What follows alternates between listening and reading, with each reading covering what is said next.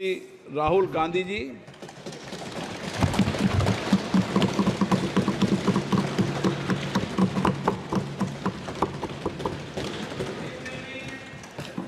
Thank you, Honorable Speaker, for the opportunity.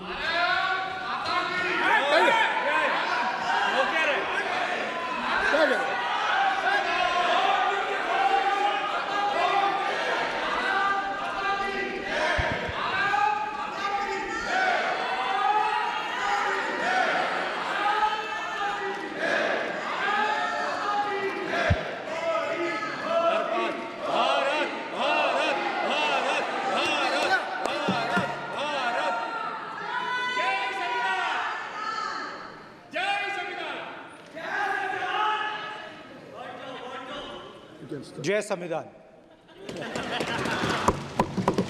Copy है उसकी?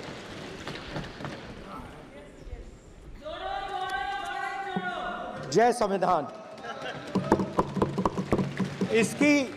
इसकी हमने रक्षा की है।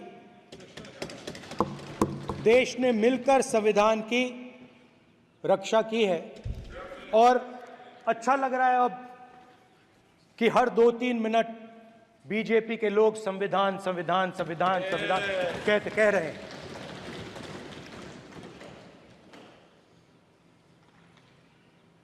Speaker sir, for the last 10 years, there has been a systematic attack on the Constitution, on the idea of India, and on anybody who opposed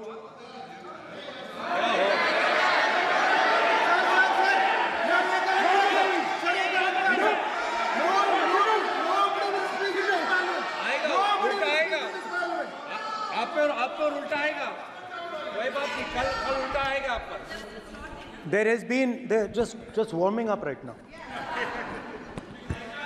अभी warm up हो रहा है। तो there was a systematic, full-scale assault on the idea of India, on the Constitution, and also on millions and millions of people who resisted the ideas being proposed by the BJP, who resisted the attack on the Constitution.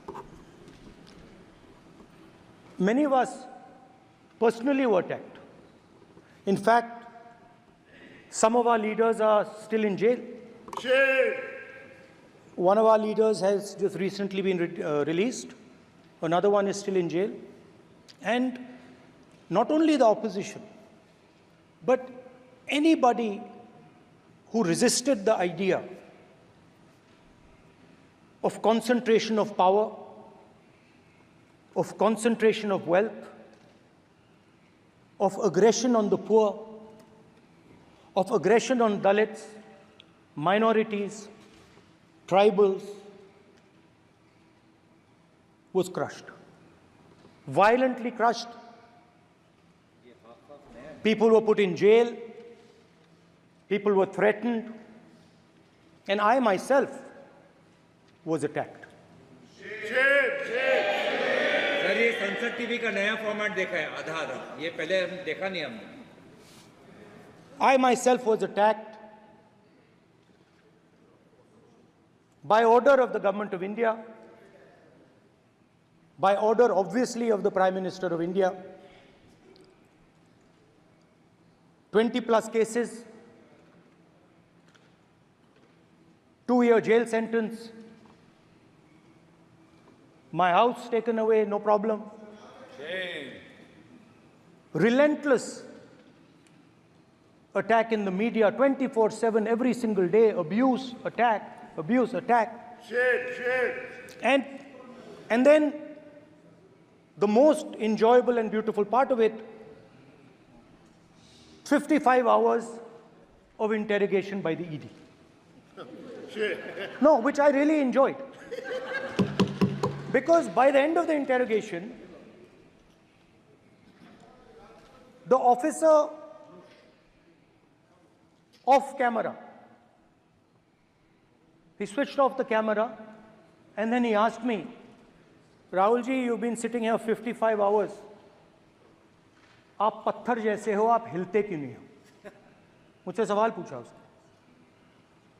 तो जब ऐसा आक्रमण होता है, when there's an attack like this on you, you obviously need refuge, you need a place, or you need ideas that defend you. So today I want to start my speech by telling my friends in the BJP and the RSS about the ideas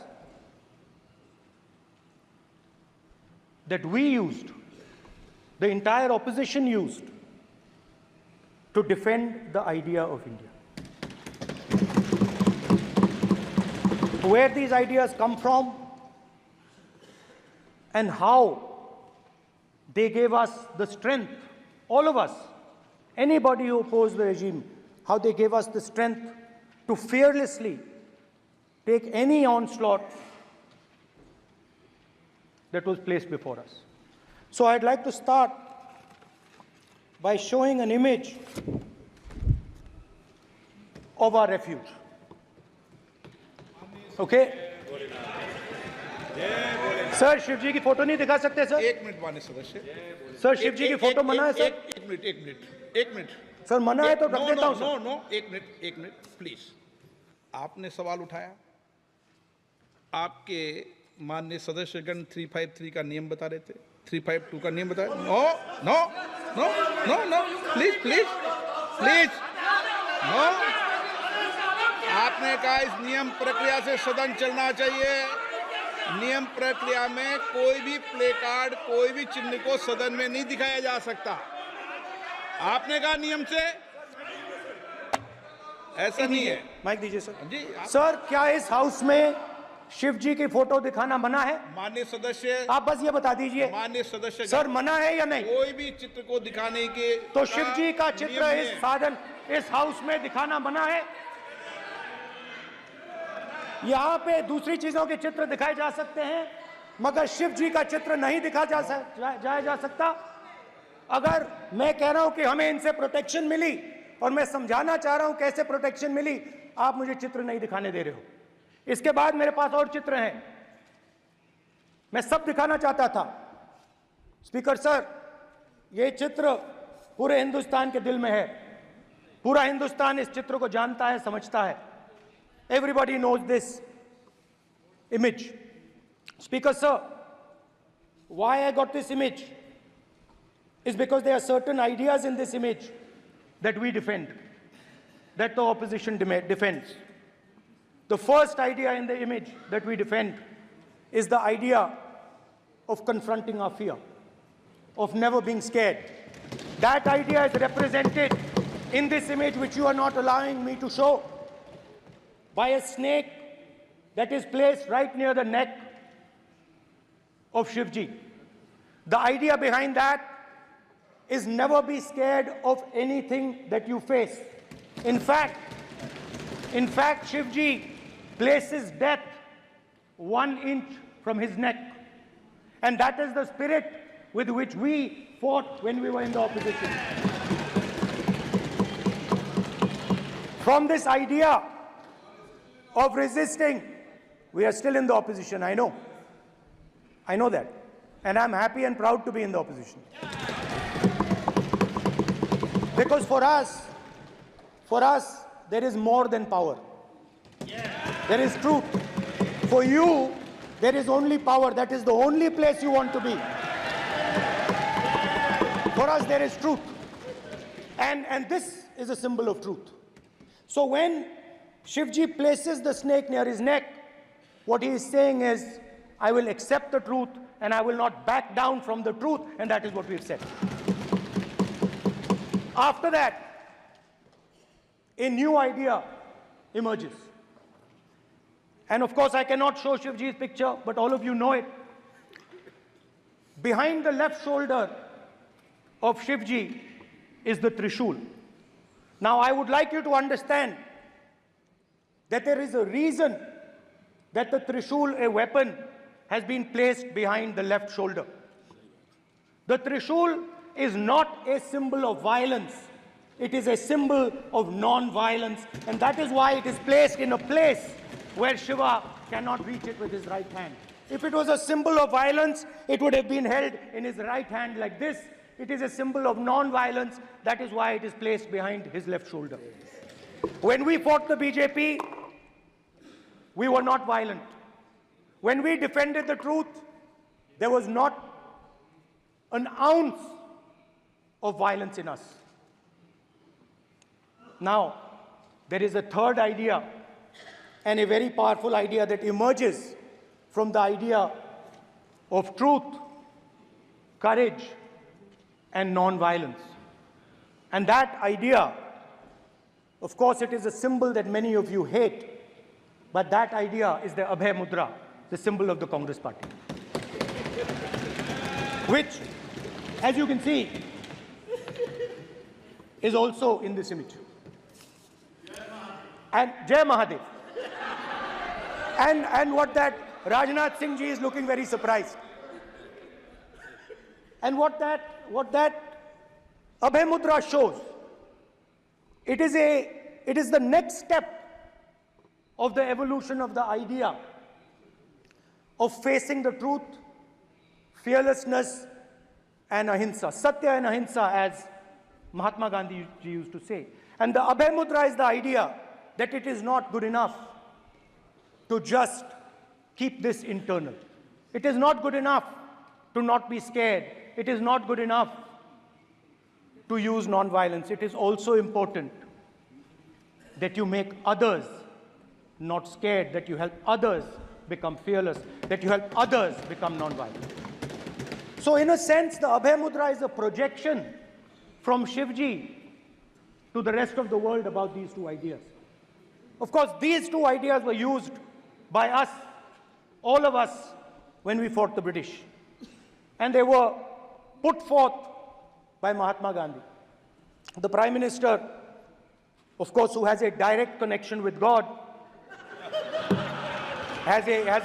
speaks directly to God. Yes, the Paramatma speaks to Modi ji's Atma directly. Unlike with all humans, we are all biological. We are born, we die, but the Prime Minister is a non-biological being. And the Prime Minister says Gandhi is dead. And Gandhi was revived by a movie. I mean, can you understand the ignorance?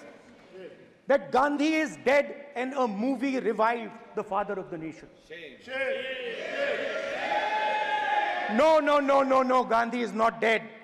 Gandhi is alive. Now, another very interesting thing I noticed. Hanji. That is not your problem. That is not your problem. It is not none of your business. It is not none of your business. And there's another thing I noticed. That it is not just one religion that talks about courage. In fact, all our religions talk about courage. So, here is the religion of Islam.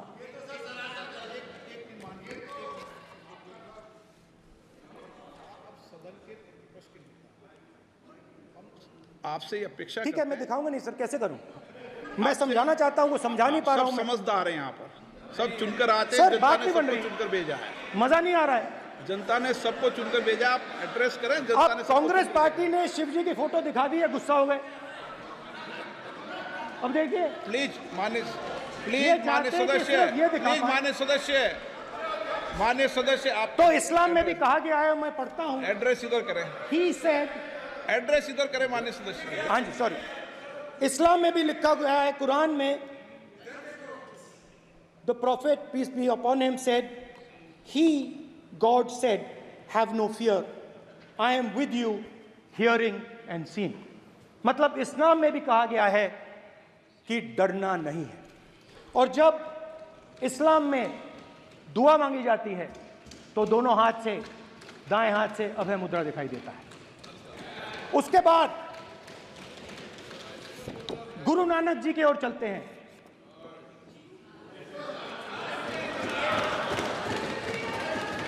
Waheguru ji की फतेह, वाहेगुरु जी का खालसा। जिस धर्म पर आप हर रोज आक्रमण करते हो, गुरु नानक जी जो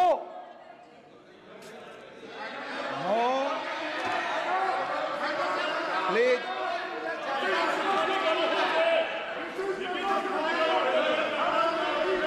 no, please please please please please माननीय सदस्य, please Guru Nanak ji please के माननीय चित्र में भी सदस्य, हम इनको इस तरीके से पूछते हैं, आप इस तरीके से टेबल पे मत रखो। सर कहाँ रख दूं सर?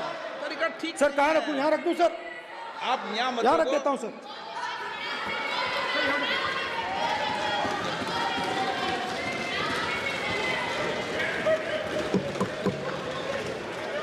सर गुरु नानक जी के चित्र में भी आपको अभय मुद्रा दिखाई देगा। गुरु नानक जी भी कहते हैं कि डरो मत, डराओ मत।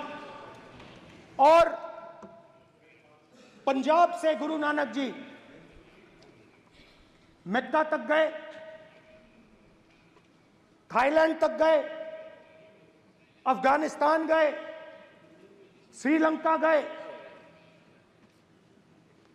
किसी से हिंसा नहीं की, अहिंसा की बात की, सत्य की बात की, और किसी को उन्होंने अपनी जिंदगी में नहीं डराया। उसके बाद जीसस क्राइस्ट की इमेज देखिए, उसमें भी आपको अभय मुद्रा दिखाई देगा।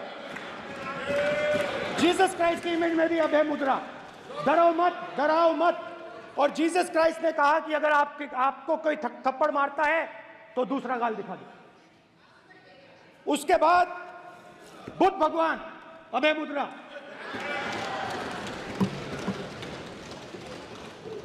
डरो मत, डराओ मत, अहिंसा। मतलब, और अंत में महावीर, डरो मत, डराओ मत, अभय मुद्रा। मतलब हिंदुस्तान के इतिहास में 3 फाउंडेशनल आइडियाज हैं। मोदी जी ने अपने भाषण में एक दिन कहा कि हिंदुस्तान ने किसी पर आक्रमण नहीं किया। उसका कारण है क्योंकि यह देश अहिंसा का देश है। यह देश डर का देश नहीं है। तो हमारे सारे के सारे महापुरुषों ने अहिंसा की बात की, डर मिटाने की बात की। डरो मत, डराओ मत, डरो मत, डराओ मत। और दूसरी तरफ शिव जी कहते हैं डरो मत, डराओ मत, अभय मुद्रा दिखाते हैं, अहिंसा की बात करते हैं, त्रिशूल को जमीन में गाड़ देते हैं। और जो लोग अपने आप को हिंदू कहते हैं वो 24 घंटा हिंसा, हिंसा, हिंसा, नफरत, नफरत, नफरत, असत्य, सत्य, असत्य।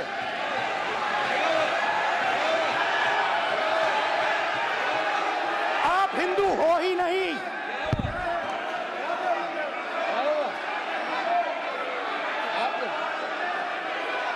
Just get me that picture of Shiva. inside speaker's office. Hindu धर्म में साफ लिखा है, सत्य के साथ खड़ा होना चाहिए, सत्य से पीछे नहीं हटना चाहिए, सत्य से नहीं डरना चाहिए। अहिंसा हमारा प्रतीक है। अभय मुद्रा ऐसे कीजिए, ऐसे कीजिए, अभय मुद्रा।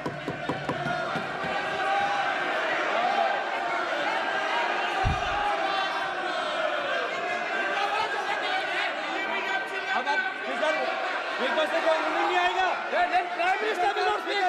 Then Prime Minister will speak.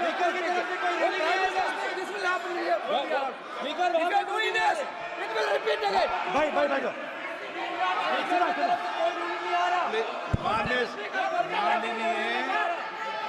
ये आप बात समझिए, आप बात समझिए। ये इसलिए चिल्ला रहे हैं क्योंकि तीर जाके दिल में लगा है, दिल में जाके तीर लगा है, इसलिए ये चिल्ला रहे हैं। देखो चुप हो गए, देखिए स्पीकर सर चुप हो गए सब।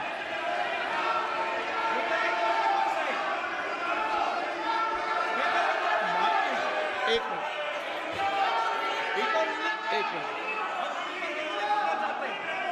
माननीय आप प्रतिपक्ष के नेता हैं, किसी की भावनाओं को ठेस नहीं पहुंचे सर मुझे चर्चा बोलने में दीजिए। ध्यान रखना चाहिए। ये जो ये विषय बहुत गंभीर है, पूरे हिंदू समाज को हिंसक कहना ये गंभीर विषय है। बीजेपी को आपको नहीं, नरेंद्र मोदी जी पूरा हिंदू समाज नहीं है, बीजेपी पूरा हिंदू समाज नहीं है, आरएसएस पूरा हिंदू समाज नहीं है।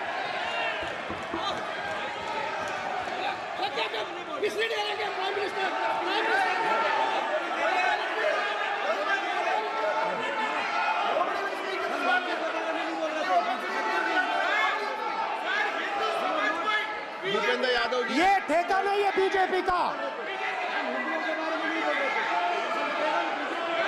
भूपेंद्र यादव जी बोलना चाहते हैं आप? ये सब हिंदू हैं यहाँ पे, ये सब हिंदू हैं। माननीय अध्यक्ष जी, प्रतिपक्ष के नेता आज पहली बार इस सदन को संबोधित कर रहे हैं। मैं दो नियम रूल 349 और रूल 352 के संबंध में आपका ध्यान आकर्षित करना चाहता हूं। सबसे पहले तो प्रतिपक्ष के नेता को बोलने का तरीका आना चाहिए। 349 जो 12 है वो स्पष्ट रूप से कहता है शैल नॉट सिट और stand with back toward the chair. वो लगातार आपकी तरफ पीठ करके खड़े हैं, नियमों के खिलाफ है, जो उनको शोभा नहीं देता। दूसरा अध्यक्ष महोदय, नहीं तो एड्रेस करके बोलो। दूसरा अध्यक्ष महोदय आर्टिकल रूल 352 रूल 2 ये कहता है make personal reference by way of making an allegation imputing a motive to और ए क्वेश्चनिंग द बोना फाइडी। इन्होंने पूरे विपक्ष के सदस्यों पे नहीं बल्कि इससे बाहर जाकर पूरे एक हिंदू समाज के ऊपर एलिगेशन लगाया है। इनकी बोना फाइड गलत है, इनके खड़े होने का तरीका गलत है। सदस्यों में तो लगाया ही है। माननीय अध्यक्ष जी,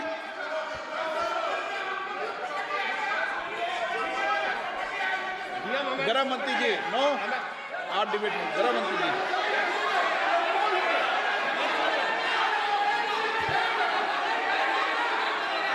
माननीय अध्यक्ष जी,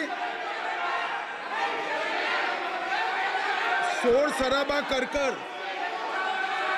इतने बड़े वाकया को छिपाया नहीं जा सकता। विपक्ष के नेताजी ने कैटेगोरिकली कहा है कि जो अपने आप को हिंदू कहते हैं वो हिंसा करते हैं। मैं फिर से रिपीट करना चाहता हूं, उनका वाक्य था जो अपने आप को हिंदू कहते हैं वो हिंसा की बात करते हैं, हिंसा करते हैं। मान्यवर, इस देश में शायद इनको मालूम नहीं है, करोड़ों लोग अपने आप को गर्व से हिंदू कहते हैं, गर्व से हिंदू कहते हैं। क्या वो सभी लोग हिंसा की बात करते हैं, हिंसा करते हैं? हिंसा की भावना को किसी धर्म के साथ जोड़ना, और ये सदन में और संवैधानिक पद पर बैठे हुए व्यक्ति ने, मैं मानता हूं मान्यवर, उन्होंने इसकी माफी मांगनी चाहिए। मान्यवर, मैं उनको एक गुजारिश भी करना चाहता हूं कि इस्लाम में अभय मुद्रा, इस पर इस्लाम के विद्वानों का मत एक बार वो ले ले। गुरु नानक साहब की अभय मुद्रा पर SGPC का मत वो ले ले। और मान्यवर, अभय की बात तो इनको करने का कोई अधिकार नहीं है।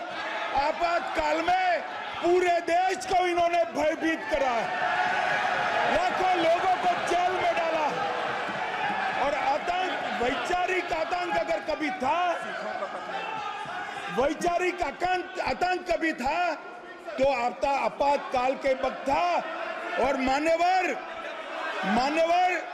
दिल्ली में दिन दहाड़े हजारों सिख भाइयों का कत्लेआम उनके शासन में हुआ। आज वो भय की बात कर रहे हैं। मान्यवर, मेरा आपसे आग्रह है कि श्री राहुल गांधी, नेता प्रतिपक्ष, पहला भाषण होने के बावजूद माफी मांगनी चाहिए। न केवल सदन, पूरे देश की माफी मांगनी चाहिए।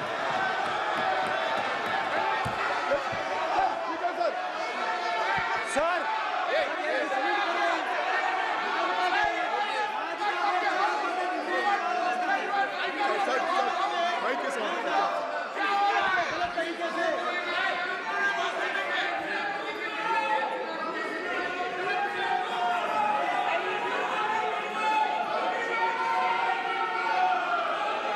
स्पीकर सर,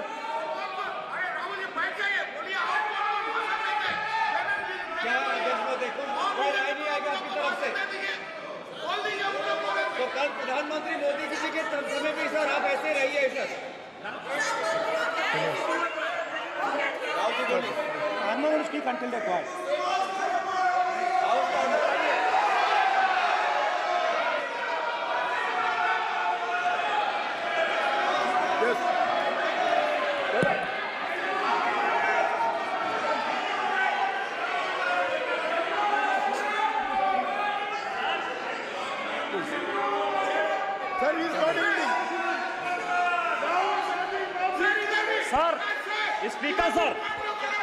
स्पीकर सर, ये संविधान की बात कर रहे हैं सर, और इसी संविधान का आर्टिकल 25 कहता है कि किसी भी धर्म के ऊपर कोई भी व्यक्ति किसी को हिंसावादी करार नहीं दे सकता है। और इन्होंने हिंदू का हिंसावादी कहा है सर, संविधान का इन्होंने अपमान किया है, संविधान की झूठी दुहाई दी है, इनको माफी मांगनी चाहिए सर। ये आर्टिकल 25 है सर संविधान का, सर इनको माफी मांगनी चाहिए। आर्टिकल 25 जो है संविधान, और ये देश संविधान से चलता है, ये पार्लियामेंट संविधान से चलता है सर, इनको माफी मांगनी चाहिए सर। ये संविधान से ऊपर नहीं है सर, कांग्रेस संविधान से ऊपर नहीं है। आर्टिकल 25, कल्याण बनर्जी जी बताए आर्टिकल 25 क्या था? आप उनको कहिए आप लोग कहा क्या? पार्लियामेंट में आप लोग का है, आप लोग का जमींदारी है क्या? क्या समझते हो? पार्लियामेंट का आप लोग का जमींदारी है क्या? जमींदारी बिठा दी।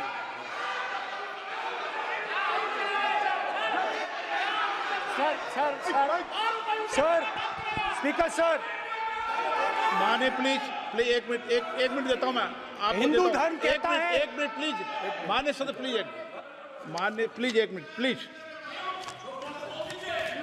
माननीय सदस्यगण, ये सदन की एक मिनट मैं दूंगा, अलाउ करूंगा आपको। माननीय सदस्यगण, इस सदन की एक गरिमा रही है और हमें संवाद चर्चा करते समय इस सदन की गरिमा को रखना चाहिए। और ऐसी कोई भी आपत्तिजनक बात जो पूरे समाज के पर विषय हो, कम से कम प्रतिपक्ष के नेता को बोलते समय ध्यान रखना चाहिए। मैं इसको सीरियस तरीके से देखूंगा।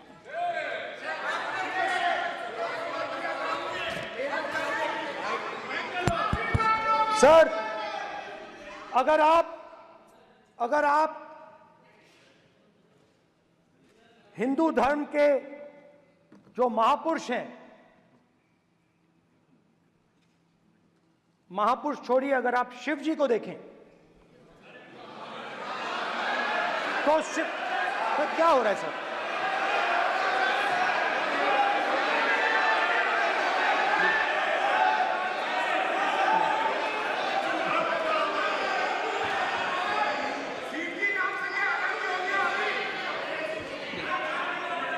अगर आप शिव जी को देखें तो उनकी इमेज से आपको पता लगता है कि हिंदू डर नहीं फैला सकता, हिंदू हिंसा नहीं फैला सकता, हिंदू नफरत नहीं फैला सकता।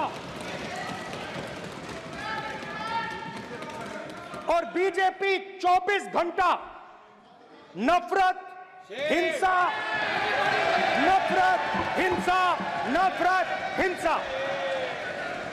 स्पीकर सर, कहां तक इन्होंने डर फैला दिया है?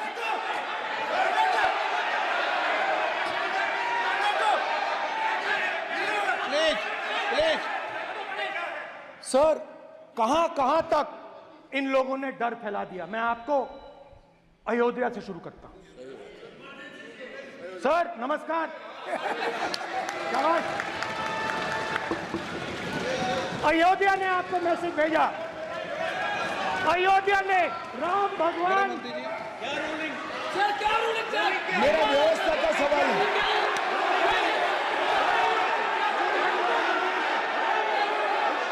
इस सदन के नियमों की पुस्तिका, इससे कुछ सदस्यों को क्या मुक्ति दे दी गई है?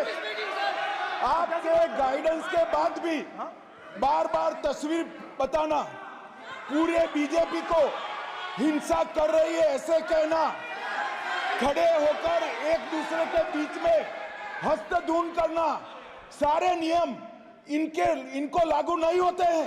नियम मालूम नहीं है तो ट्यूशन रख ले साहब, सदन इस तरह से नहीं चल सकता है। ये सदन, मेरा आपसे आग्रह है कि ये सदन ऑर्डर में रहना चाहिए, नियमों के अनुसार रहना चाहिए।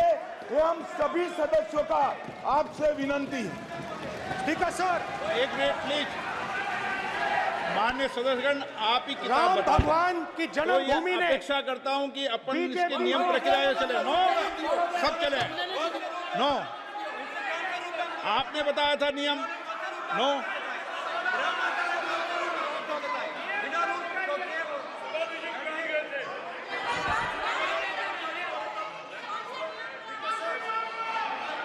माइक दीजिए सर। हाँ सर, मेरा सवाल है सर, इस माइक का कंट्रोलर किसके हाथ में? प्लीज बैठिए सर ये ऑफ होता है, प्लीज बीच में माने ऑफ हो बैठिए जाता है। प्लीज।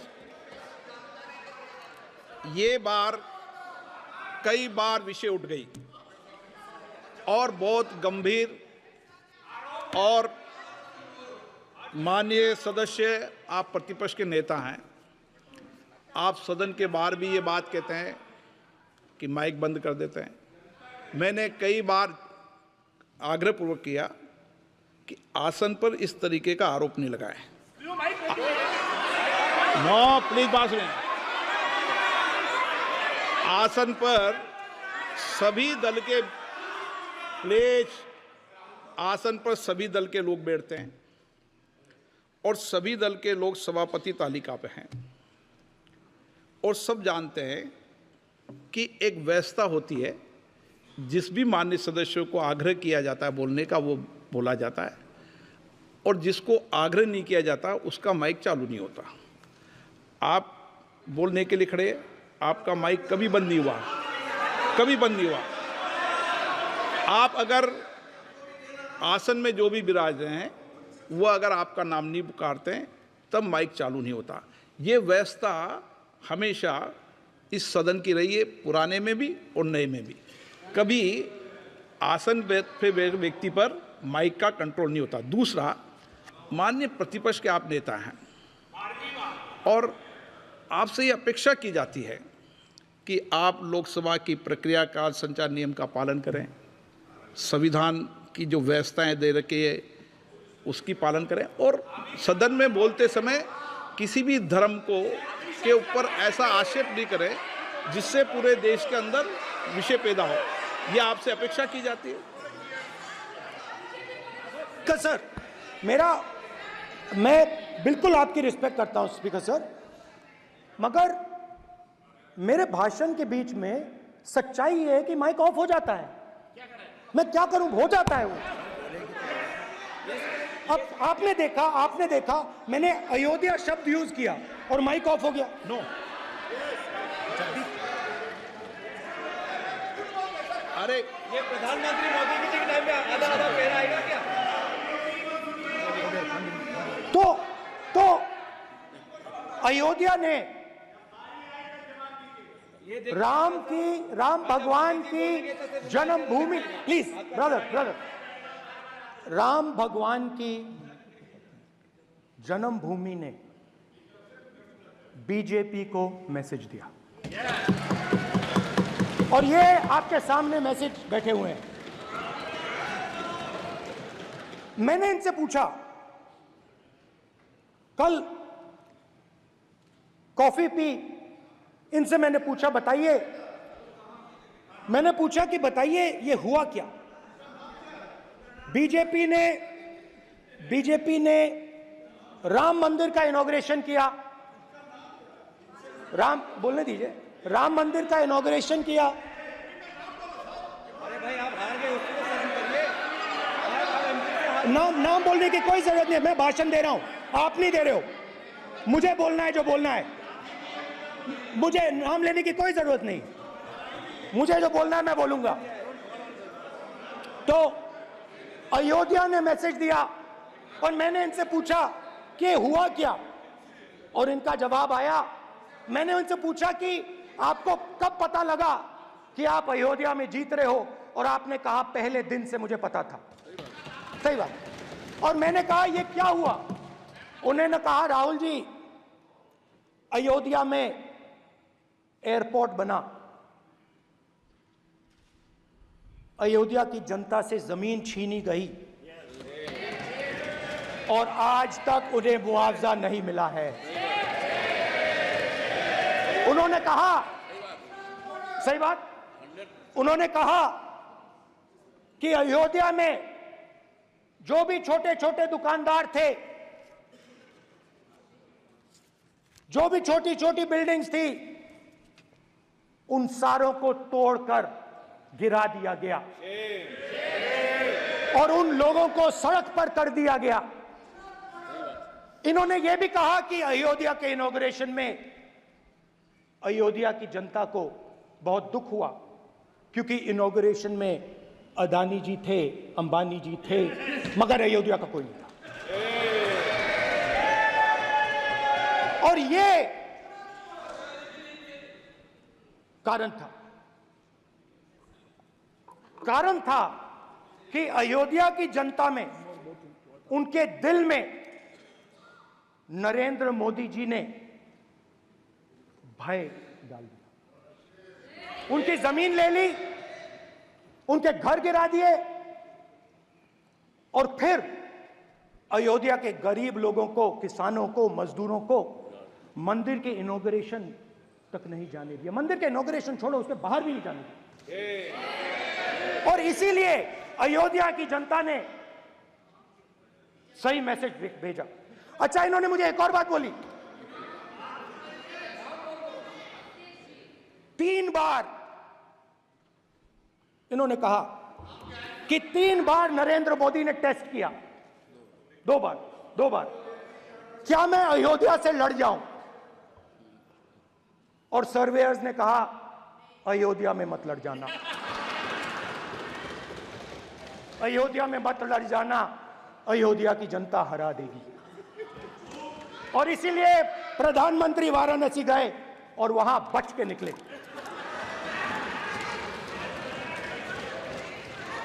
तो अयोध्या की जनता को डराया, पूरे देश को डरा दिया।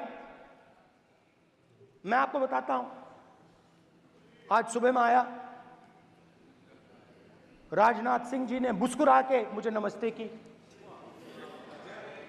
और मोदी जी बैठे हैं, मुस्कुराहट नहीं, सीरियस, नमस्ते भी नहीं करते। कहीं मोदी जी ना देख लें, प्रॉब्लम हो जाएगी।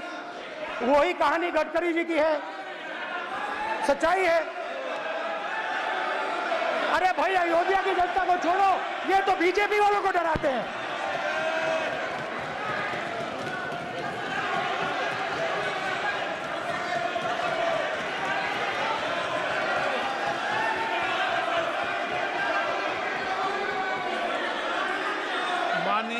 सर क्या है? माननीय प्रतिपक्ष के नेता, एक मिनट, माननीय प्रतिपक्ष के नेता, आप सदन के वरिष्ठ नेता हैं। मेरा आपसे आग्रह है कि राष्ट्रपति अभिभाषण पर डिबेट हो रही है, इसकी गरिमा, राष्ट्रपति अभिभाषण की गरिमा रखे ना। ये तो अपेक्षा आपसे सब करते हैं कि आप राष्ट्रपति अभिभाषण पे बोले, नीतियां पे बोले, कार्यक्रमों में बोले। आप व्यक्तिगत रूप से नहीं, अगर आप ये उचित मानते हैं क्या? स्पीकर सर, ये उचित है? अगर आपकी पार्टी इसको उचित मानती है तो मुझे कुछ नहीं कहना। स्पीकर सर, माननीय अध्यक्ष जी, लोकतंत्र ने और संविधान ने मुझे सिखाया है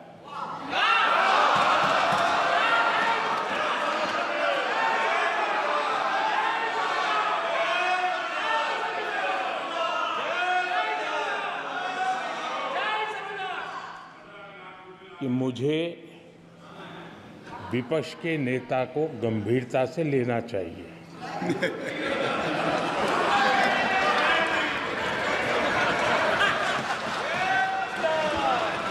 स्पीकर सर, आपने कहा कि डिबेट प्रेसिडेंट्स एड्रेस पे होनी चाहिए। ये जो मैंने किया है, अनुराग ठाकुर जी ने अयोध्या की बात की थी, अनुराग ठाकुर जी ने सनातन धर्म पर आक्रमण की बात की थी, इसीलिए मैंने ये किया है। मैं दिखाना चाहता हूं कि अयोध्या में क्या हुआ, अयोध्या की सच्चाई क्या थी। प्रेसिडेंट्स डिबेट में उन्होंने बात उठाई थी, मैंने बात बंद की है। प्रधानमंत्री जी को अच्छी लगी अयोध्या के बाद अच्छी लगी, डर फैलाया और ऑपोजिशन का रिस्पांस एक साथ मिलकर भारत जोड़ो यात्रा, सारे के सारे ऑपोजिशन, पूरा देश एक साथ मिलकर कन्याकुमारी से कश्मीर तक चला। और जो आपने डर फैलाया, उसके बारे में यात्रा में बहुत कुछ सुनने को मिला। अभी तक याद है, सुबह 7 बजे, 7-8 बजे की बात थी, यात्रा में चल रहे थे। एक महिला आती है, हमारे साथ चलती है, मेरा हाथ पकड़ती है और घबराई हुई सी थी। तो मैंने पूछा क्या हुआ, और मुझे कहती है मुझे मार रहा है, मुझे मार रहा है। मैंने पूछा कौन मार रहा है, कौन मार रहा है? बेटी बचाओ, बेटी की दुविधा सुनाई नहीं दे रही, बेटी का दर्द नहीं सुनना चाहते, भारत की महिलाओं का दर्द नहीं सुनना चाहते। मैंने पूछा कौन मार रहा है, कहता है मेरा पति मार रहा है। मैंने कहा क्यों? कहती है सुबह का खाना नहीं दे पाई। मैंने कहा क्यों? खरीद नहीं पाई, महंगाई है, महंगाई है, खरीद नहीं पाई, खाना नहीं पका पाई, इसलिए मुझे मार पिट रही है। मैंने कहा बहन क्या करूं, कैसे आपकी मदद करूं? कहती हैं आप कुछ मत कीजिए, आप कुछ मत कीजिए, आप सिर्फ ये बात याद रखिए कि महंगाई के कारण हिंदुस्तान में हजारों महिलाओं को सुबह पीटा जा रहा है। उसके शब्द हैं, मेरे शब्द नहीं हैं। गैस सिलेंडर, महंगाई, तो आपने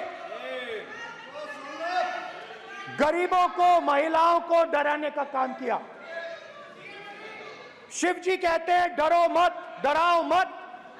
आपने हिंदुस्तान की महिलाओं को महंगाई से हर रोज डराया है। कुछ दिन पहले मैं पंजाब में अग्निवीर के परिवार से मिला। सुनिए अग्निवीर के परिवार से मिला। छोटा सा घर था, छोटा सा घर था।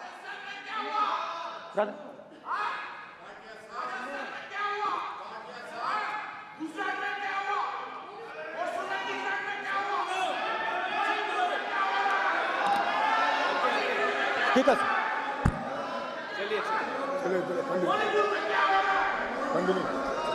छोटे से घर में अग्निवीर शहीद हुआ, लैंडमाइन ब्लास्ट में शहीद हुआ। मैं उसे शहीद कह रहा हूं, मगर हिंदुस्तान की सरकार उसे शहीद नहीं कहती है। नरेंद्र मोदी उसे शहीद नहीं कहते हैं। नरेंद्र मोदी उसे अग्निवीर कहते हैं। उस घर को पेंशन नहीं मिलेगी, उस घर को कॉम्पनसेशन नहीं मिलेगी, शहीद का दर्जा नहीं मिलेगा। और बेचारे बैठे हुए थे, 3 बहनें थी, एक साथ बैठी हुई थी, रो रही थी। आम जवान को पेंशन मिलेगी, जरूर दुख होगा, मगर हिंदुस्तान की सरकार आम जवान की मदद करेगी। मगर अग्निवीर को जवान नहीं कहा जा सकता। अग्निवीर यूज एंड थ्रो मजदूर है। और आप उससे कहते हो, उसको आप 6 महीने की ट्रेनिंग देते हो, 6 महीने की ट्रेनिंग देते हो। दूसरी तरफ चाइना के जवान को 5 साल की ट्रेनिंग मिलती है। राइफल लेकर उसके सामने खड़ा कर देते हो, उसके दिल में भय पैदा करते हो। एक जवान और दूसरे जवान के बीच में फूट डालते हो कि एक को पेंशन मिलेगी, एक को शहीद का दर्जा मिलेगा, दूसरे को नहीं मिलेगा। और फिर अपने आप को देशभक्त कहते हो। ये कैसे देशभक्त हैं? फिल्म स्टार जैसी फोटो थी उस लड़के की, फिल्म स्टार, बॉलीवुड स्टार की फोटो थी। मैं सोच रहा था, देखो इस युवा ने जान दी। स्पीकर सर,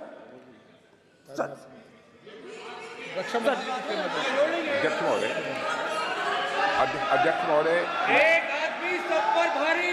अध्यक्ष महोदय, मैं नेता प्रतिपक्ष से अनुरोध करना चाहूंगा, गलत बयानी करके सदन को गुमराह करने की कोशिश गलत नहीं है सर, गलत नहीं है सर, कर देना चाहता हूं कि युद्ध के दौरान अथवा सीमाओं की सुरक्षा के दौरान यदि हमारा कोई अग्निवीर का जवान शहीद होता है तो उसके 1 करोड़ रुपए की धनराशि सहायता के रूप में उसके परिवार को मुहैया कराई जाती है। इस प्रकार की गलत बयानी से सभी को गुमराह करने की कोशिश नहीं की जानी चाहिए। संसद महोदय, अध्यक्ष। स्पीकर सर, स्पीकर सर देखिए, स्पीकर सर देखिए, राजनाथ सिंह जी की एक राय है, मेरी एक राय है। सच्चाई अग्निवीरों को मालूम है, हमें बोलने की जरूरत नहीं है। अग्निवीर को किस चीज का सामना करना पड़ता है, शहीद का दर्जा मिलता है या नहीं मिलता है, कॉम्पनसेशन मिलता है नहीं मिलता है, पेंशन मिलती है नहीं मिलती है, वो उसको मालूम है। पॉइंट ऑफ ऑर्डर है मान्यवर। अब सदन के सामने 2 स्टेटमेंट हुए, एक हुआ विपक्ष के नेता का, दूसरा हुआ माननीय राजनाथ सिंह जी का, रक्षा मंत्री जी का। ये कहते हैं कि 1 करोड़ रुपया नहीं मिलता है। श्री राजनाथ सिंह ने अधिकृत रूप से कहा कि मारे जाने वाले अग्निवीर को जो शहीद होता है उसको 1 करोड़ रुपया मिलता है। उनको फैक्चुअल पोजीशन सदन पर रखनी चाहिए मान्यवर। ये सदन झूठ बोलने की जगह नहीं है मान्यवर, यहाँ सच बोलना चाहिए। और अगर ये नहीं रखते हैं तो उनको ये सत्यापन नहीं करते अपने स्टेटमेंट का, तो उनको सदन और देश से और अग्निवीरों से माफी मांगनी चाहिए माननीय।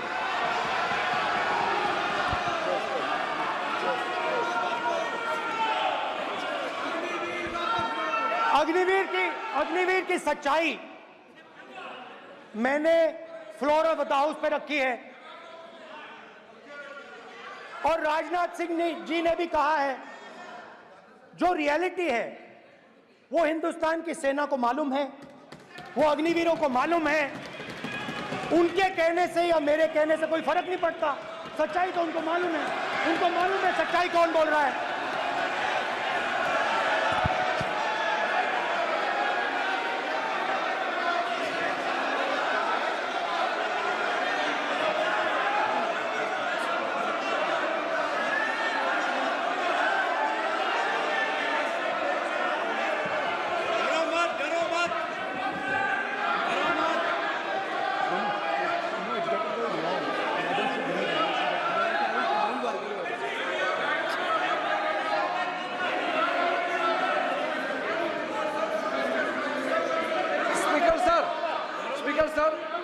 अभी मेरा छोटा सा अनुरोध है, क्योंकि सर ये विषय गंभीर है और अभी माननीय गृह मंत्री जी ने जो बात रखे हैं कि 2 स्टेटमेंट जो रक्षा मंत्री जी ने बताया सदन को और माननीय विपक्ष के नेता राहुल गांधी जी ने जो स्टेटमेंट रखा है, इसमें इन्होंने जो कहा है कि रक्षा मंत्री बोलने से क्या फर्क पड़ता है, इतना हल्का फुल्का कैसे स्टेटमेंट दे सकते हैं लीडर ऑफ ऑपोजिशन।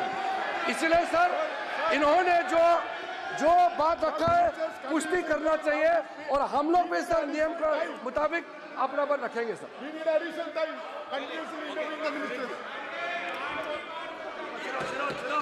और स्पीकर सर स्पीकर सर, देश की सेना जानती है, पूरा देश जानता है कि अग्निवीर स्कीम सेना का स्कीम नहीं है, पीएमओ का स्कीम है। और पूरी सेना जानती है कि स्कीम प्राइम मिनिस्टर का ब्रेन चाइल्ड था, स्कीम सेना का ब्रेन चाइल्ड नहीं था। जैसे नोटबंदी की गई वैसे ही आर्बिट्री तरीके से। अध्यक्ष महोदय, अध्यक्ष महोदय, मैं नेता प्रतिपक्ष से विनम्रता पूर्वक अनुरोध करना चाहता हूं कि कृपया वह सदन को गुमराह करने की कोशिश न करें। अग्निवीर योजना के संबंध में बहुत सारे लोगों से 158 ऑर्गेनाइजेशन के साथ सीधा संवाद स्थापित हुआ है, उनके सुझाव लिए गए हैं, तब यह अग्निवीर योजना लाई गई है और बहुत सोच समझकर यह योजना लाई गई है। और मैं यह भी स्पष्ट कर देना चाहता हूं, इस प्रकार की योजनाएं दुनिया के कई देशों में है, यूएस में है, यूके में है, वहां पर किसी को कोई किसी प्रकार की आपत्ति नहीं है। अब बिना अग्निवीर योजना के बारे में समझे, बिना उस संबंध में कोई पूरी जानकारी हासिल किए इस तरीके से सदन को गुमराह करना, इसे कदापि उचित नहीं ठहराया जा सकता। महोदय, मैं तो आपसे यह अनुरोध करूंगा, इसे सदन की कार्रवाई से बाहर निकाला जाना चाहिए। आपको देखिए, सिंपल सी बात है स्पीकर सर, इनको अग्निवीर अच्छा लगता है, आप उसको रखिए, हम उसको बदल देंगे, हटा देंगे। सिंपल सी बात है, हमारी सरकार आएगी, अग्निवीर को हम हटा देंगे, क्योंकि हम सोचते हैं कि अग्निवीर सेना के खिलाफ है, जवानों के खिलाफ है, देशभक्तों के खिलाफ स्कीम है। हम इस स्कीम को नहीं चाहते।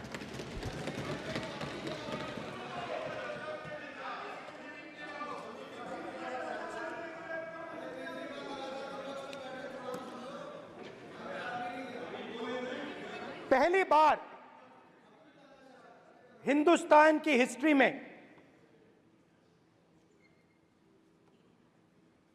जनता से स्टेट्स छीने गए हैं। जम्मू कश्मीर लद्दाख से आपने पहली बार स्टेट छीना है। मणिपुर को आपने सिविल वॉर में डुबा दिया है। मणिपुर को आपने और आपकी योजनाओं ने, आपकी पॉलिटिक्स ने जला दिया है। और आज तक हिंदुस्तान के प्रधानमंत्री मणिपुर नहीं गए हैं। ऐसा लगता है कि मणिपुर हिंदुस्तान का प्रदेश नहीं है। प्रधानमंत्री के लिए मणिपुर स्टेट ही नहीं है। मणिपुर में सिविल वॉर हो ही नहीं रही है। और एक बार बयान दिया हमने, मतलब प्रेशर लगाया, हम गए, हमने प्रधानमंत्री से कहा एक मैसेज दे दीजिए, मणिपुर चले जाइए, जनता की वहां रक्षा कीजिए। नहीं,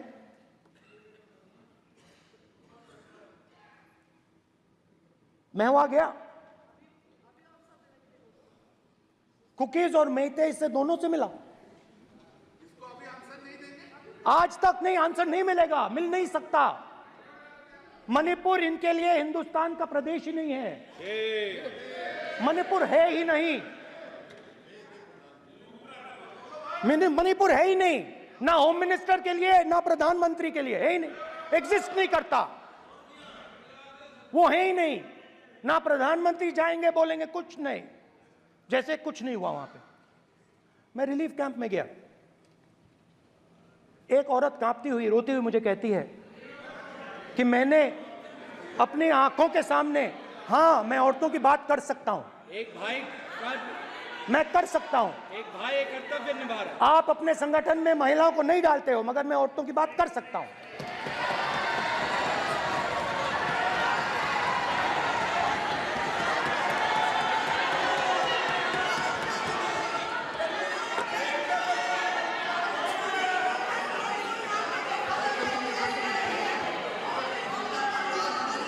मुझे कहती है मैंने अपने आंखों के सामने, मेरे आंखों के सामने मेरे बच्चे को गोली मारी गई। मैं भागना नहीं चाहती थी, मैं मरना चाहती थी, उसके साथ मरना चाहती थी। मुझे घसीट के वहां से ले गए और फिर मेरे को अपने बच्चे की फोटो दिखाती है, कांपती हुई ऐसे फोटो दिखाती है। ये आपकी योजनाओं का नतीजा है। आपको शर्म आनी चाहिए।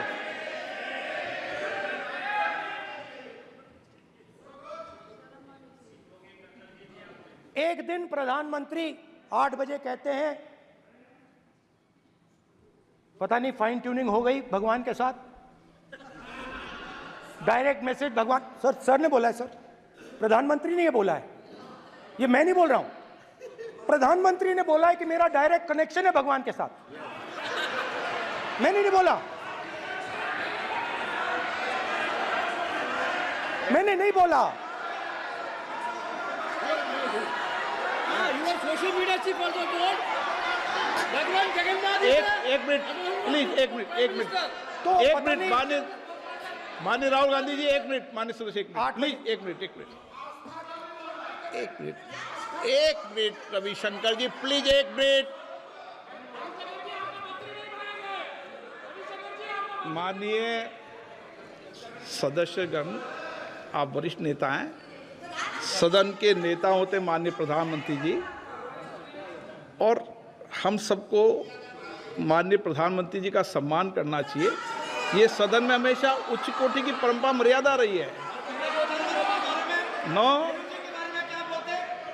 सर, नहीं, गौरव, अगर आपको स्पीकर सर, मैं पुरानी पार्टी है। गौरव स्पीकर सर, मैं रिस्पेक्ट कर रहा हूं।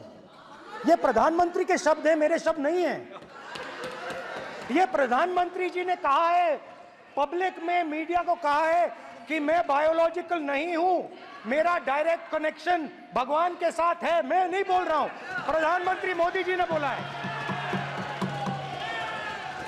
तो पता नहीं उस टाइम 8 बजे भगवान का मैसेज आया होगा, हिंदुस्तान, वही मगर फिर श्री राम ने आपको दूसरा मैसेज दे दिया अयोध्या में। भगवान का मैसेज आया होगा, मोदी जी नोटबंदी कर दीजिए। नोटबंदी कर दिया, डायरेक्ट ऊपर से आया मैसेज, ऑर्डर आया खटाक। और अलग अलग ऑर्डर आते हैं। अदानी जी वाला ऑर्डर आता है, बंबई एयरपोर्ट अदानी जी को ऊपर से ऑर्डर आता है, खटाक खटाखट खटाखट खटाखट ऑर्डर आते हैं। तो नोटबंदी कर दी। स्मॉल और मीडियम बिजनेसेस जो हैं, जो हिंदुस्तान की रोजगार की रीढ़ की हड्डी है, बैकबोन है, उड़ा दिया, उड़ा दिया, खत्म कर दिया। आज नतीजा यह है कि ये जो भी करना चाहे करें, हिंदुस्तान के युवाओं को रोजगार नहीं मिल सकता। Job creation backbone is broken, finish, खत्म। नोटबंदी की, गलत जीएसटी लागू की, उड़ा दिया। अब मैं सोचता हूं, पहले मैं सोचता था ये पता नहीं कैसे हुआ, अब मैं समझता हूं कि ये अदानी जी, अंबानी जी जैसे लोगों के लिए किया गया। ये रास्ता साफ करने का तरीका था, रास्ता साफ करने का तरीका था। इनकम टैक्स डिपार्टमेंट उनके पीछे पड़ा रहता है। जीएसटी, डिमोनेटाइजेशन, 24 घंटा उनको तंग करते हैं। उनके कैश फ्लो को रिस्ट्रिक्ट करने की कोशिश करते हैं, कैश फ्लो को क्रश करने की कोशिश करते हैं कि वो परे हट जाएं और अरबपति उनकी जगह ले लें। आप किसी भी छोटे व्यापारी से पूछ लो, किसी भी स्मॉल मीडियम बिजनेस ओनर से पूछ लो, ये आपको बता देगा। गुजरात में मैं गया, टेक्सटाइल ओनर्स के साथ मेरी बात हुई। मैंने उनसे पूछा नोटबंदी क्यों हुई, जीएसटी क्यों हुई? साफ बोला अरबपतियों की मदद करने के लिए जीएसटी और नोटबंदी की गई है। नरेंद्र मोदी जी अरबपतियों के लिए काम करते हैं, सीधी सी बात। मैं जाता रहता हूं और आपको गुजरात में हराएंगे इस बार। आप लिख के ले लो, आपको ऑपोजिशन इंडिया गठबंधन गुजरात में हराने जा रहा है।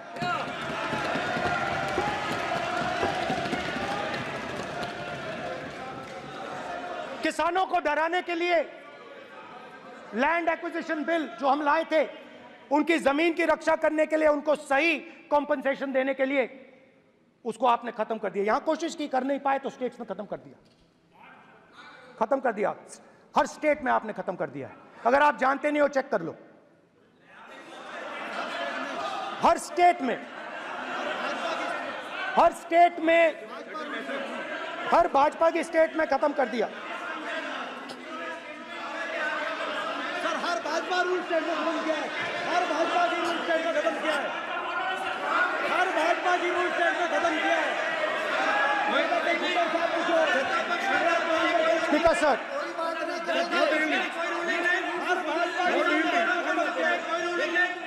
खट्टर साहब का क्या पूछो?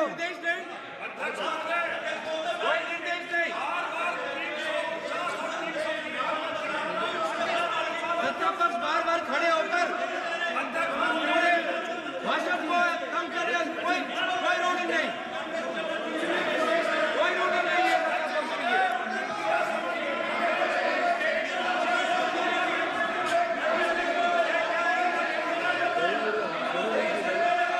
कोई रूलिंग नहीं है। इनको बैठने के लिए नहीं कहा जा रहा, इनको बैठने के लिए नहीं कहा जा रहा, इनको बैठने के लिए नहीं कहा जा रहा। सत्ता पक्ष डिस्टर्ब कर रही है सर। अध्यक्ष महोदय, सत्ता पक्ष डिस्टर्ब कर रहे हैं। अध्यक्ष महोदय, सत्ता पक्ष डिस्टर्ब कर रहे हैं। किसानों को ये देखिए सर, ये देखिए just give me a list of BJP states. आप किताब लेके क्यों खड़े हो? कानून बनाना चाहते हो? आप क्या बोलना चाहते हैं, कानून से बताओ। स्पीकर का डायरेक्शन है सर, स्पीकर का डायरेक्शन 115, और वो ये कहता है सर, वो ये कहता है कि कोई भी मेंबर यदि अपनी बातें कहना चाहता है, जैसे अग्निवीर के बारे में उन्होंने कहा या स्टेट के बारे में कहा, उनको ऑथेंटिकेट करना पड़ेगा, नहीं तो माफी मांगनी पड़ेगी। ये आपका डायरेक्शन है 115(1) और 115(2). इसीलिए वो जब बातें कर रहे हैं उसको ऑथेंटिकेट करें, चाहे अग्निवीर के लिए चाहे वो किसानों के लिए कर रहे सर। ये आपका डायरेक्शन है।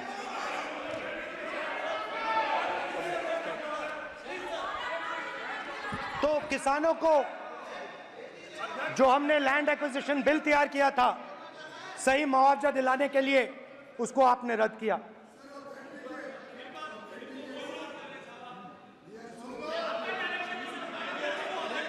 विल ऑथेंटिकेट कर देंगे, ऑथेंटिकेट कर देंगे, कर देंगे हम ऑथेंटिकेट, बैठ जाओ कर देंगे ऑथेंटिकेट। उसके बाद किसानों को डराने के लिए, याद रखिए शिवजी कहते हैं डरो मत डराओ मत, किसानों को डराने के लिए आप 3 नए कानून लाए।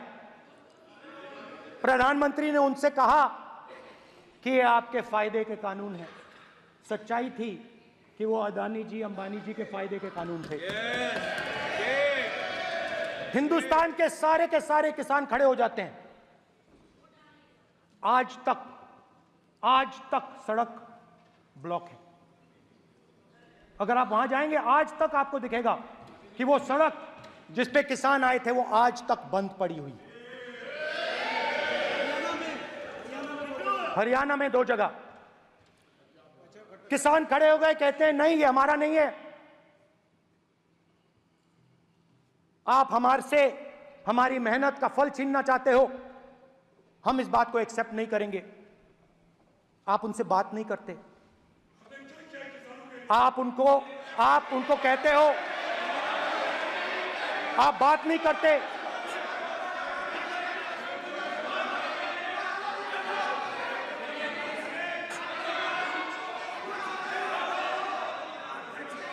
आप बात नहीं करते, आप गले नहीं लगते, आप उन्हें आतंकवादी कहते हो।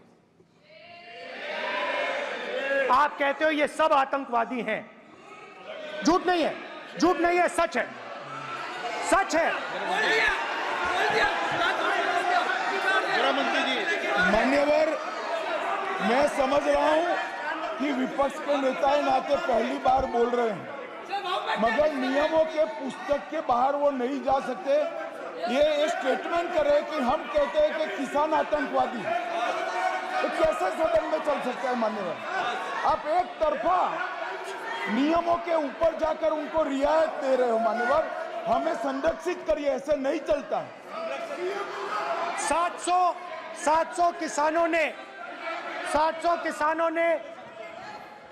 किसान शहीद हुए।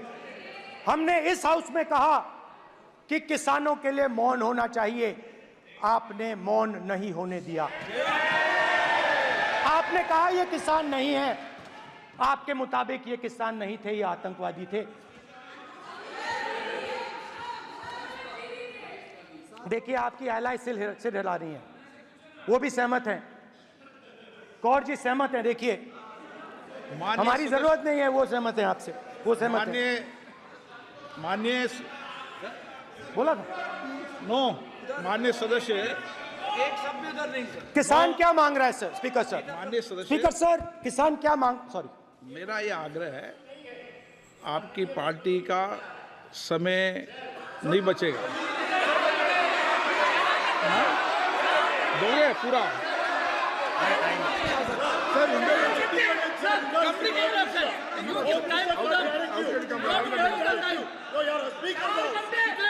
आप नहीं बोलेंगे, ये बोलेंगे सर। और आप तो सर, और स्पीकर सर, आप तो किताब स्पीकर सर, किसानों ने मांगा क्या? स्पीकर सर, किसानों ने मांगा क्या? किसानों ने सिर्फ ये कहा कि अगर 16 लाख करोड़ रुपए अरबपतियों का कर्जा माफ हो सकता है तो हमारा भी थोड़ा सा कर दीजिए।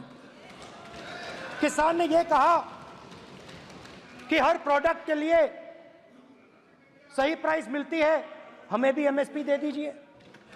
और आप लोगों ने कहा किसान का कर्जा माफ नहीं होगा और एमएसपी नहीं मिलेगी।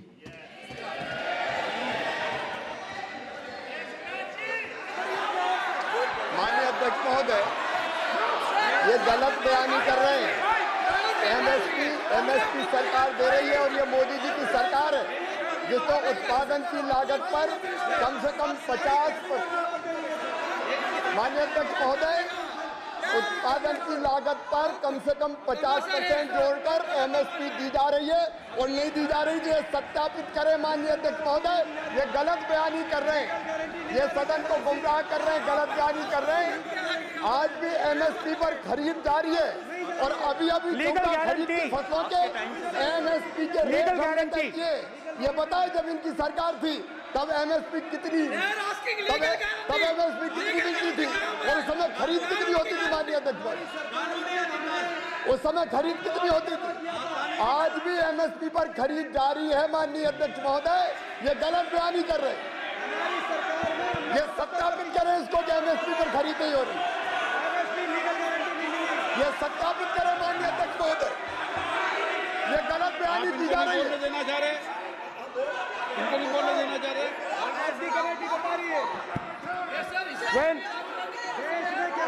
स्पीकर सर, एमएसपी जब मैं brother speaker sir, MSP with legal guarantee, Speaker sir. The issue is MSP with legal guarantee, not just MSP. MSP is being given. The issue is Kisans want MSP with legal guarantee, which you are not ready to give them. तो किसानों में आपने डर डाला, भय डाला, महिलाओं में महंगाई, गैस सिलेंडर, सेना में अग्निवीर, हर व्यक्ति के लिए आप लोगों ने भय का कोई ना कोई पैकेज दिया, गिफ्ट दिया, तोहफा दिया। स्टूडेंट्स की बात करते हैं। जो आप 2000 साल पहले की बात करते हो, थोड़ी सी भविष्य की भी बात कर देते हैं, इंडिया के फ्यूचर की बात कर देते हैं। रोजगार तो आपने खत्म कर दिया, नोटबंदी, जीएसटी, जो आपने स्मॉल एंड मीडियम बिजनेसेस थे उनको खत्म करके, युवाओं को आर्मी में अपॉर्चुनिटी मिलती थी, अग्निवीर उनके लिए आपने दे दिया, वो खत्म कर दिया, रास्ता ब्लॉक कर दिया। पब्लिक सेक्टर को आप प्राइवेटाइज करते हैं, वो रास्ता बंद कर दिया। और अब एक नया फैशन निकला है, नीट।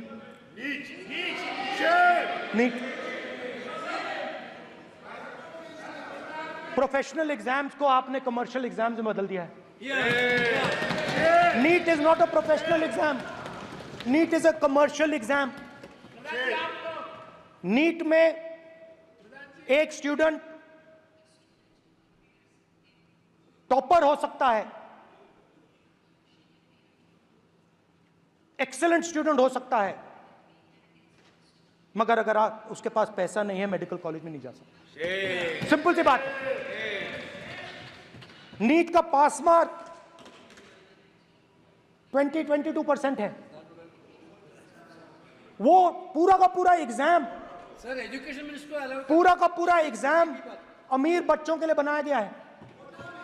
कोटा में पूरे के पूरे एग्जाम को आपने सेंट्रलाइज किया। हजारों करोड़ रुपए बन रहे हैं, हजारों करोड़ रुपए बन रहे हैं। और कमर्शियल पेपर जो आपने बना रखे हैं, कमर्शियल एग्जाम्स, 7 साल में 70 बार पेपर लीक। प्रेसिडेंट्स एड्रेस में ना नीट की बात होगी, ना अग्निवीर की बात होगी, ये बातें नहीं होंगी। और हमने कहा, हम स्पीकर सर, हमने कहा कि एक दिन का डिस्कशन अलाउ कर दीजिए। हम आपके साथ खड़े होकर इसको रिजॉल्व करना चाहते हैं। इंस्टीट्यूशनल फेलियर है, हम आपकी मदद करना चाहते हैं, रिजॉल्व करना चाहते हैं। सरकार कहती है नहीं, डिस्कशन नहीं होगा, भविष्य का डिस्कशन हो ही नहीं सकता। तो ये हालत है। जहां भी ये देखते हैं, ये सोचते हैं कि भाई भय कैसे पैदा करें, माइनॉरिटीज को डराते हैं। नहीं, कांग्रेस नहीं डरती आपसे। आप कांग्रेस से डरते हो।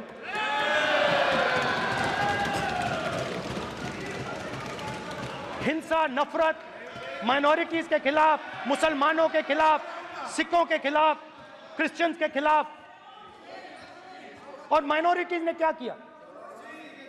माइनॉरिटीज ने क्या किया? हर स्फीयर में हिंदुस्तान को रिप्रेजेंट करते हैं, नाम रोशन करते हैं। पत्थर जैसे हिंदुस्तान के साथ एक साथ खड़े हैं, देशभक्त हैं। और आपने सारे के सारे माइनॉरिटीज पर आक्रमण किया, उनके खिलाफ हिंसा, नफरत फैलाई।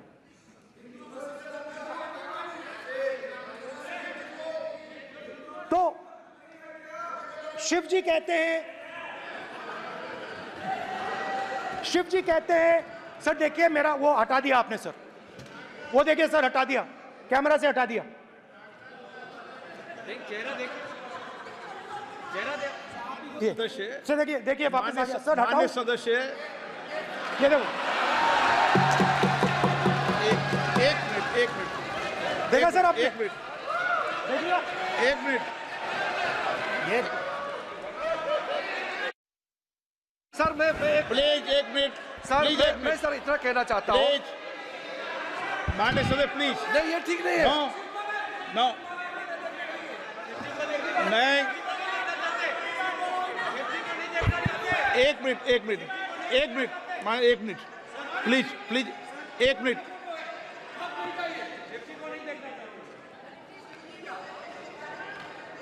आप प्रतिपक्ष के नेता हैं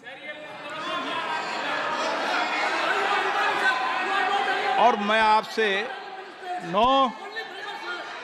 आपसे अपेक्षा करता हूं कि सदन की गरिमा बनी रहे, मर्यादा बनी रहे, नियमों का पालन हो। आप खुद मानते हैं शिव जी को भगवान, और उनको बार बार इस तरीके से यहाँ पर चित्रित करना ये उचित नजर नहीं आता, मुझे लगता है। स्पीकर सर देखिए, रूल्स की किताब पढ़ोगे आप? रूल्स में है कि आप कोई भी चित्र को नहीं दिखा सकते सदन में, आप किसी बात का नाम नहीं ले सकते, आप नियम प्रक्रियाओं से नहीं बोल रहे हैं। सदन की मर्यादा, नियम प्रक्रिया इससे चलती है, आपने बनाया, सबने बनाया है। स्पीकर सर,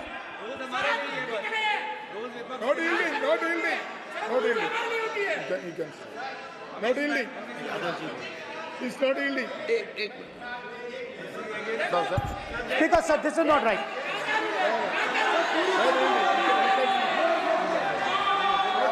सर, माननीय स्पीकर महोदय, मैं आपका ध्यान रूल 356 की तरफ आकृष्ट करना चाहता हूं।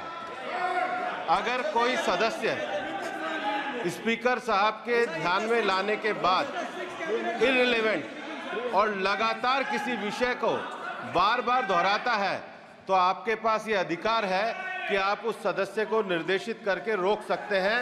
आप अपने अधिकार का प्रयोग करिए। सच्चाई को रोका नहीं जा सकता।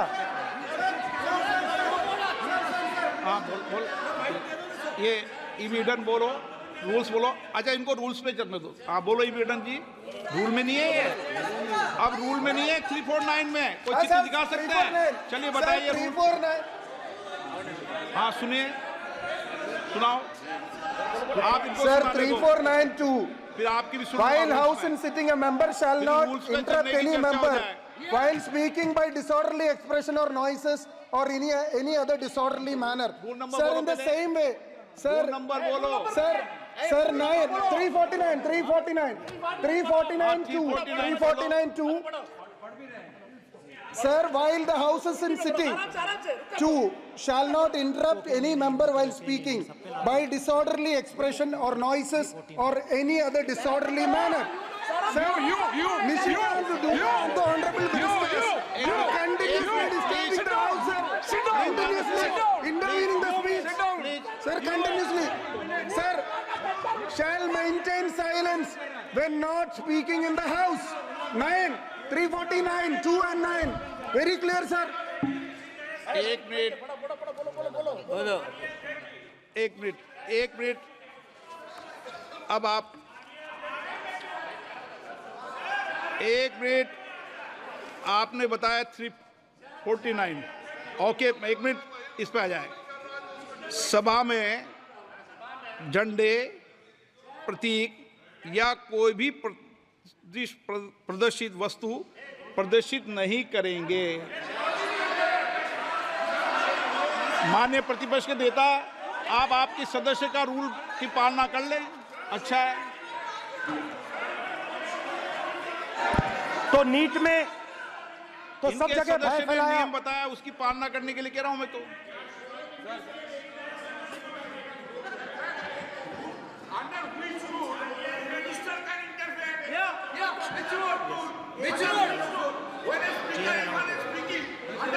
Almost all ministers intervene.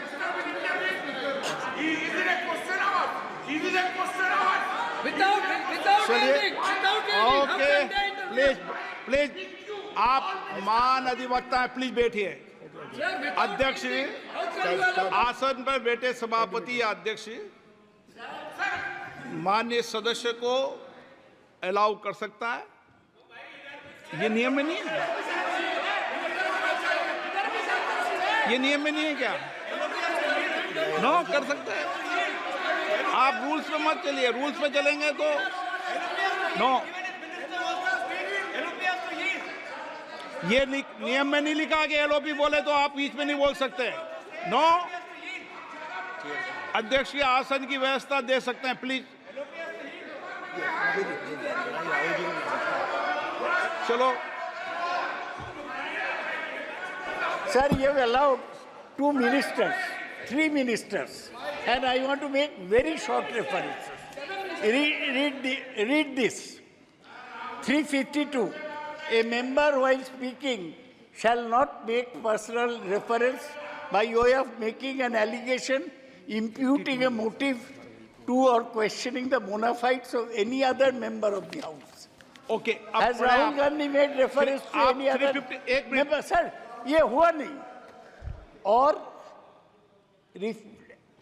और use utter treasonable, seditious or defamatory words. He is mentioning the name of Shiva. Defamatory. आप क्यों विद्वान में बैठा हूं ना सीट पे? आपको मैं बता दूंगा सब नियम। सर, ये लोग नहीं समझते हैं।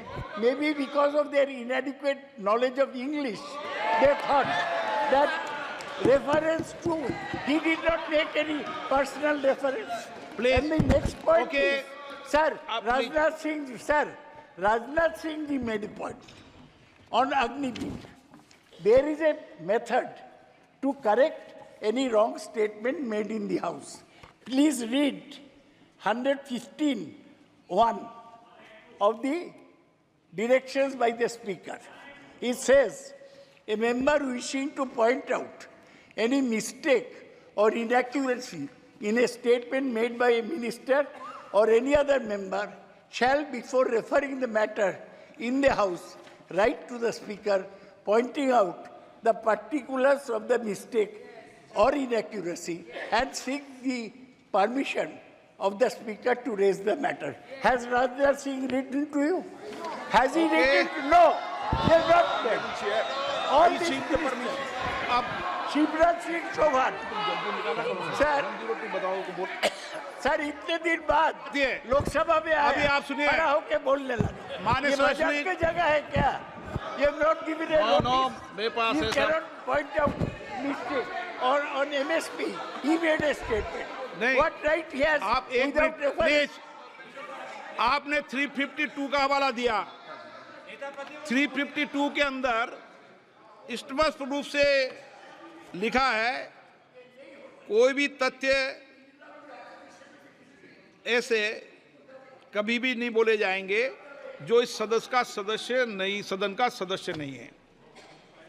मैं अपेक्षा करूंगा कि प्रतिपक्ष के नेता इन नियम प्रक्रियाओं की पालना करें। और दूसरा विषय जो माननीय सदस्य ने कहा है, 102 के अंदर ही सदन में सभापति या अध्यक्ष किसी भी मान्य सदस्य को बोलने की इजाजत दे सकता है, नियम प्रक्रिया के तहत है। नो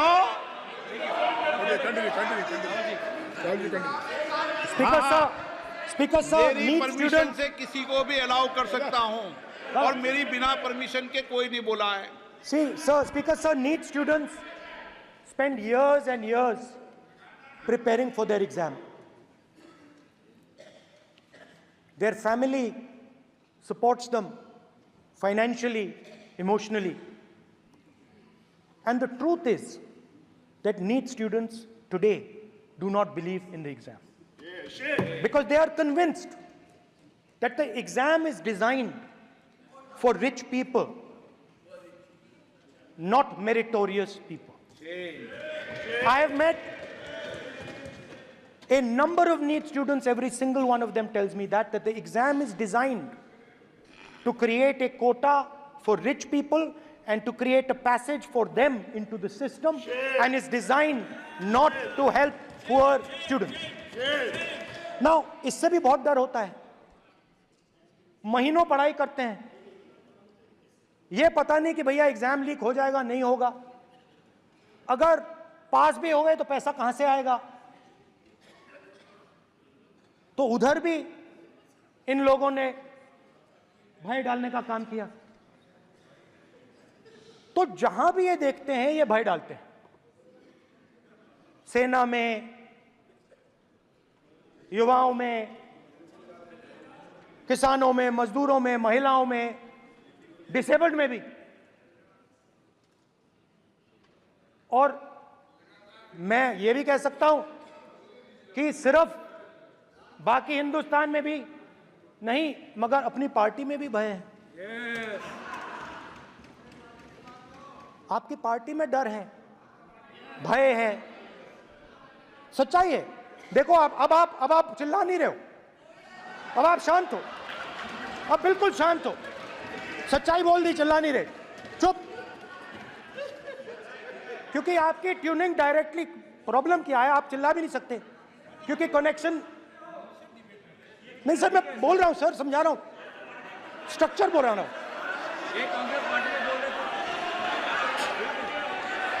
सर लोकतंत्र में पार्टी में डेमोक्रेसी होनी चाहिए। कोई भी इन पार्टियों में कोई भी आके कुछ भी कह देता है, ग्रुप ऑफ 22, 23, 24, 25 सब जो बोलना है बोल देते हैं, मगर आपकी पार्टी में भय है। सत्यमेव जयते, ना डरो ना डराओ। Sir, when I became LOP, I realized something that I had not realized before. And it's also on the lines of the principles of Shiva. It's on those same lines. And the idea was that after becoming LOP, all my personal dreams, my personal aspirations, my personal fears have to be put aside. I am now actually two people. I'm not one person. I'm a constitutional person, and my job is to be leader of the opposition, to represent all these parties equally. In fact, I don't just represent the Congress party, I represent every single party. And I have to treat every single party with love and affection. So when Hemant Soren ji is in jail or Kejriwal is in jail, it should disturb me, it should hurt me. Yes. Yes. When you unleash your agencies on these political people, it is our job to defend them. Because there is a constitutional person and an individual. And what Shivji is saying is that when you are a constitutional person, the individual should die. The individual's aspirations, the individual's dreams should die. And you should become the voice of the people. Yes. Meaning that you should have no fantasies, no dreams, nothing. The perfect public representative is one who is actually dead. That is what Shivji is saying. You understand? Now, Speaker sir. Speaker sir, now, my advice.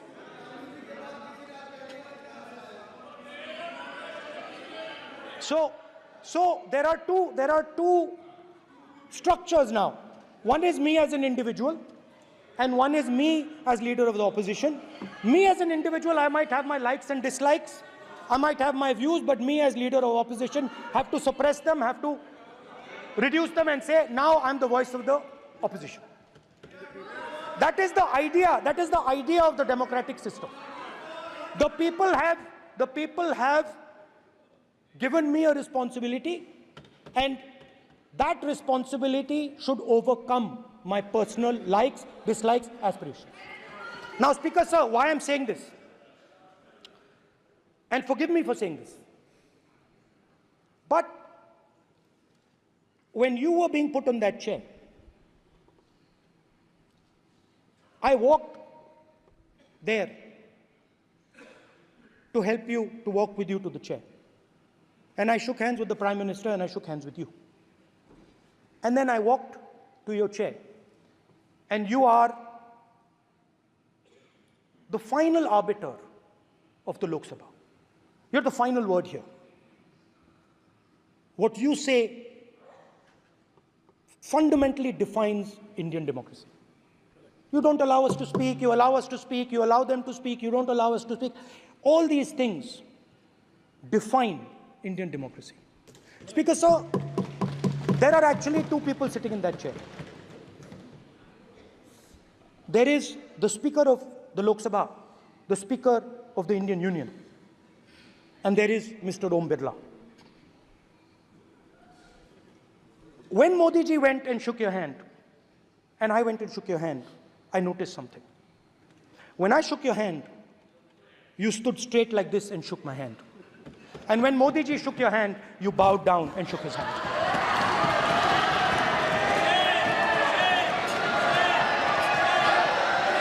ये आसन के सामने आरोप है, ये chair के सामने आरोप कर रहे हैं माननीय। Now, with all respect, sir.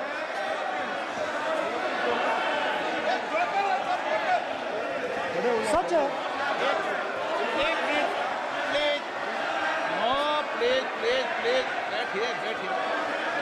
Please बैठिए प्लीज बैठिए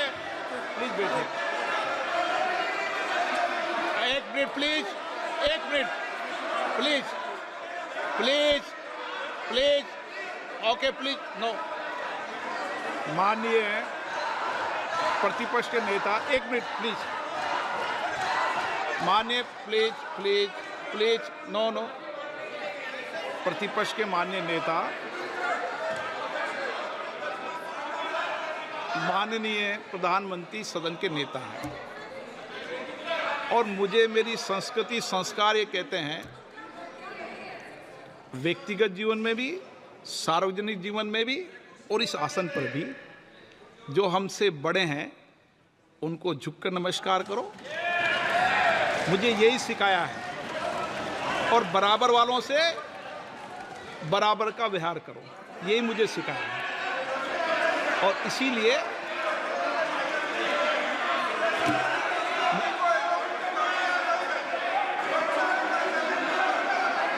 स्पीकर सर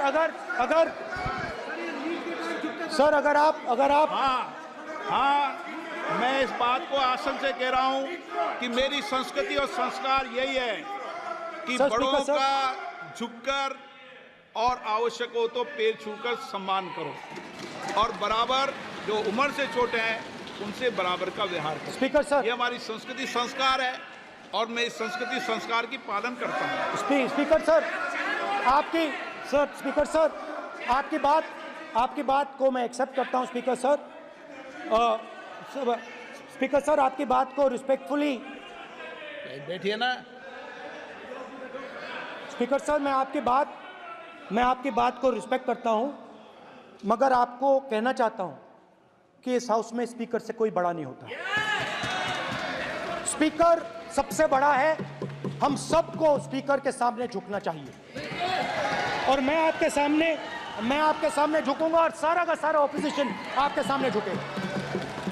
ये लोकतंत्र है स्पीकर सर, आप इस हाउस के लीडर हैं, आपको किसी के सामने नहीं झुकना चाहिए। कस्टोडियन है, नेता प्रधानमंत्री है, स्पीकर को आप speaker is the last word, speaker is अध्यक्ष and is the last word. अंत में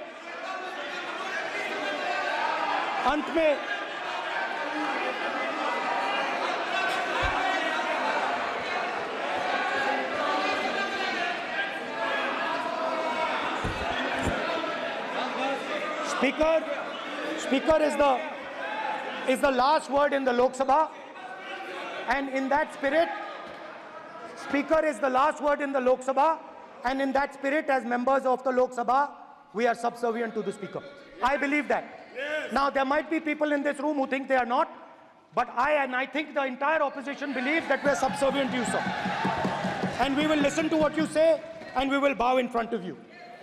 But the only thing I request, Speaker, sir, is it is important that there is fairness in this house. Now, I gave a speech, Speaker, sir, and it was interrupted throughout. Now, this time is going to be taken away from my colleagues. And I think that is unfair. Finally, I'd like to say that the principles that allowed us to fight are in our traditions. Truth, courage, non-violence. And they're in all our religions. And what you have come to represent today is untruth, a complete lack of courage, and violence. And my recommendation to you, if you take it, this country has a government and you are the government. And you are, whether we like it or not, you are the government of India. Elected by the people. And I agree to that. But I would say to you that as individual members, as the cabinet, you do not spread fear in this country. That you do not spread hatred in this country. That you listen to the farmers of this country, you listen to the students of this country. When the opposition says to you, let's have a debate for one day, have it. It's not going to harm anybody.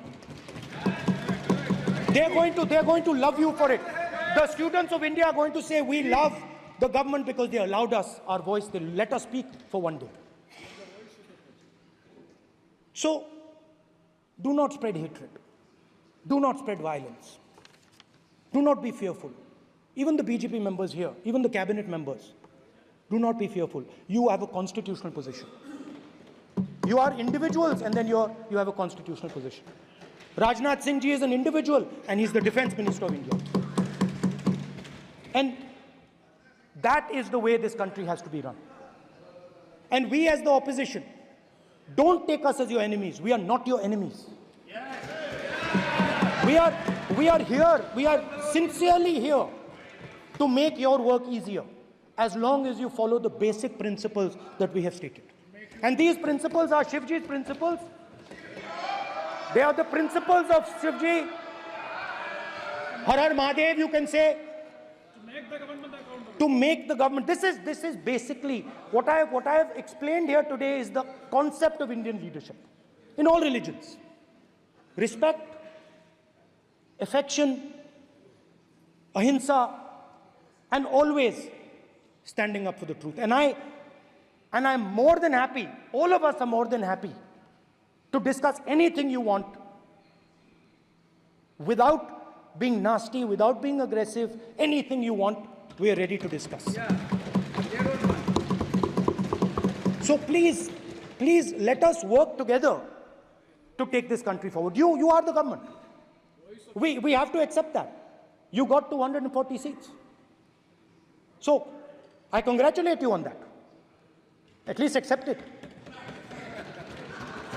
Accept to kar lijiye. They're not happy. They're not happy. Not happy. They're not happy. Okay, you're not happy.